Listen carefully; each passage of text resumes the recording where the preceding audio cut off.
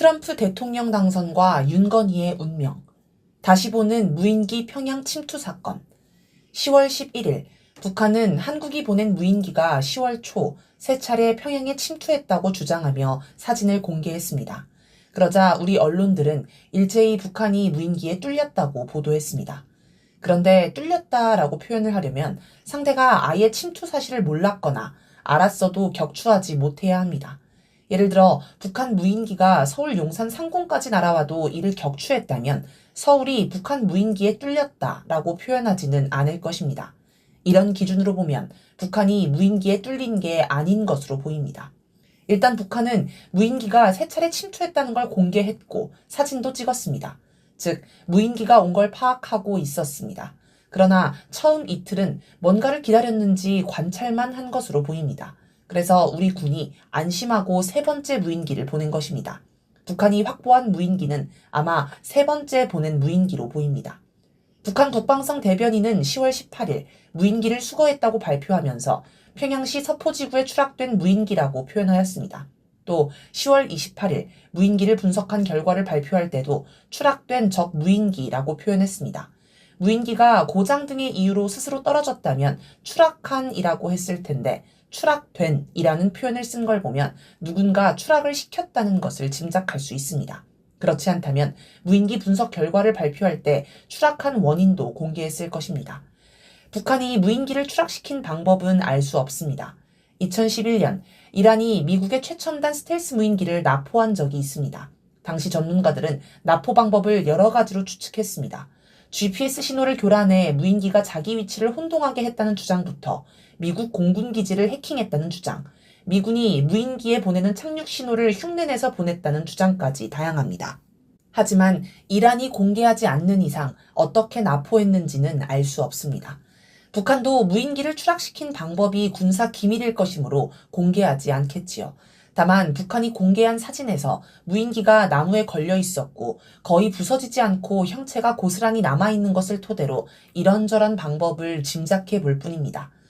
북한이 무인기의 전자부품을 조사해 무인기 항적을 모두 알아낸 걸 보면 우리 군의 암호화 기술이 뒤떨어짐을 알 수 있습니다. 북한으로 무인기를 보내면서 과거 비행 기록을 삭제하지 않은 것을 보면 보안의식에도 문제가 많아 보입니다. 아무튼 북한은 10월 10일 침투한 무인기를 추락시킨 후 다음날 무인기 침투 사실을 공개했습니다. 아마 10월 10일이 북한의 국가 명절인 당창건 기념일이었기 때문에 북한 국민을 위해 발표일을 늦춘 듯합니다.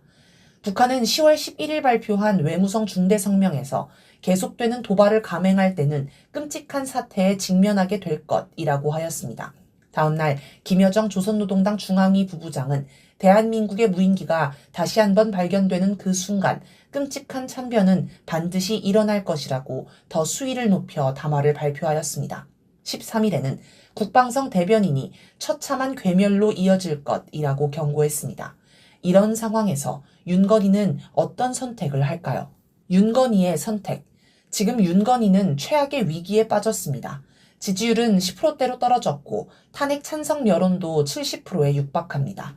정권 몰락 조짐이 보이자 여기저기서 부정, 비리, 범죄 의혹이 터져나와 이미 탄핵 사유가 충분한 지경입니다. 윤건희는 그냥 대통령직에서 물러나는 걸로 끝날 수 없습니다. 탄핵, 즉시 감옥행입니다. 윤석열은 검사 출신입니다. 수많은 사람들을 감옥에 집어넣은 사람입니다. 감옥에 가는 것의 공포를 누구보다 잘 알 테니 절대 감옥에 가려고 하지 않을 것입니다. 김건희는 술집 접대부 출신이라는 이야기가 있는데 최재형 목사가 면담하며 몰래 찍은 영상을 보면 정말 그런 것 같은 언행을 보여줍니다. 복잡한 생활 경력이 있다면 감옥 사정을 주워들을 일도 많았을 것입니다. 역시 죽어도 감옥에는 끌려가지 않으려 할 것입니다.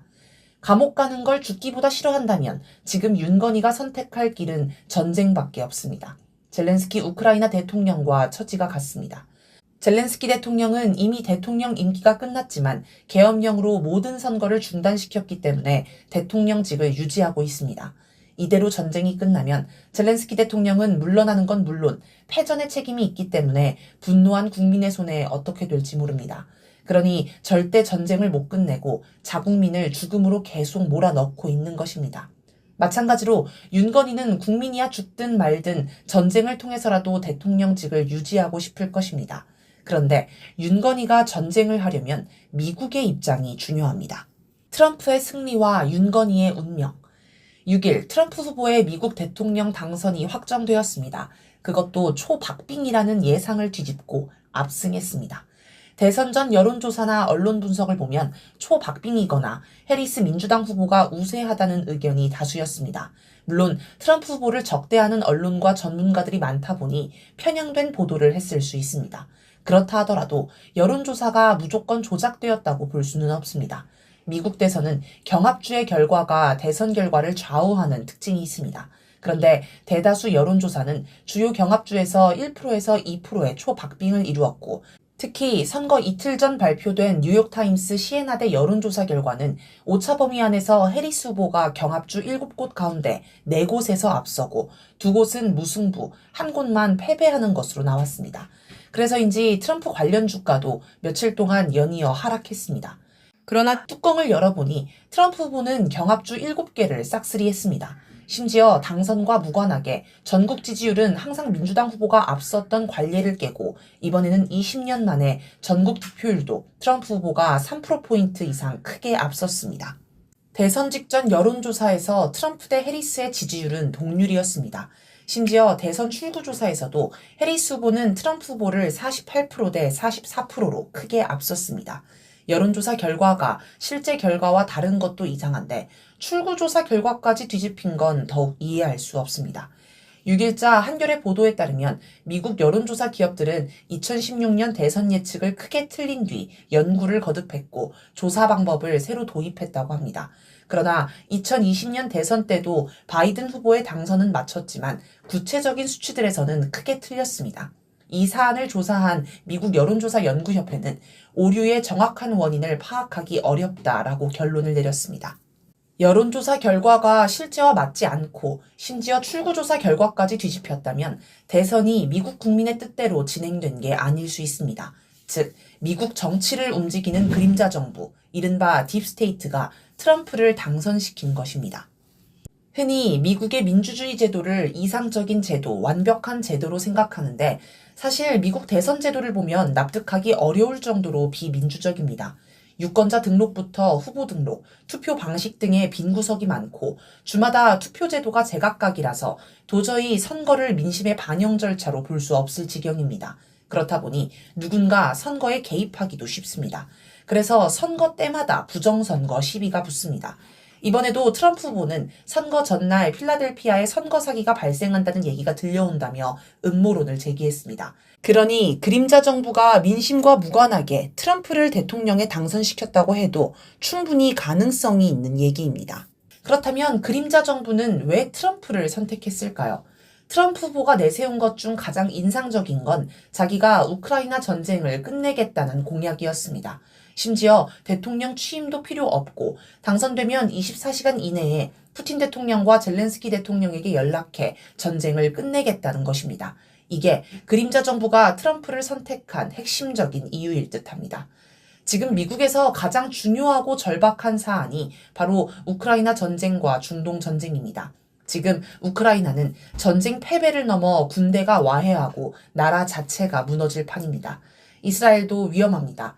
지난 이란 공습 때 방공망이 뚫린 게 드러났습니다.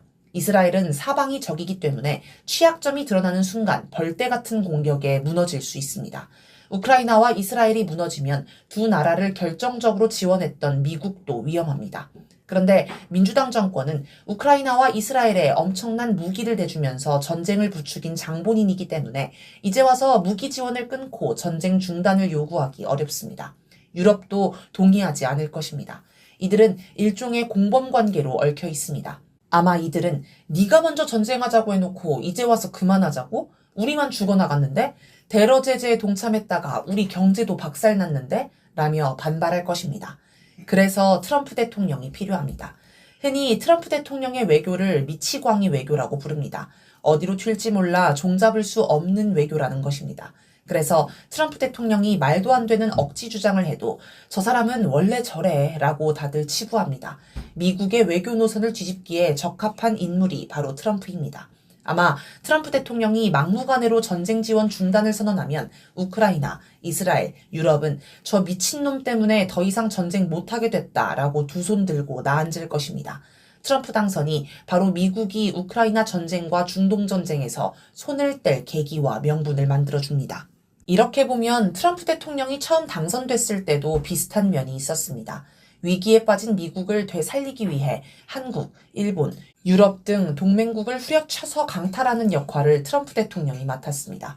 이렇게 일방적으로 당하면서도 동맹국들은 저 미친놈이 집권하는 바람에 이 난리가 나는구나 라고 여겼지, 이게 미국의 노련한 동맹 길들이기라고는 생각하지 않았습니다. 미국의 그림자 정부는 미국이 어려울 때마다 트럼프를 이변처럼 등장시켜 재정비했다고도 할 수 있습니다.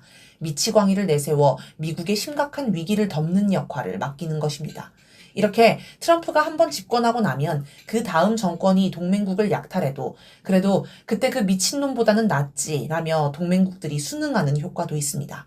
자, 이제 트럼프가 대통령이 되었습니다. 그러면 한반도 전쟁이 절박한 윤건희의 운명은 어떻게 될까요?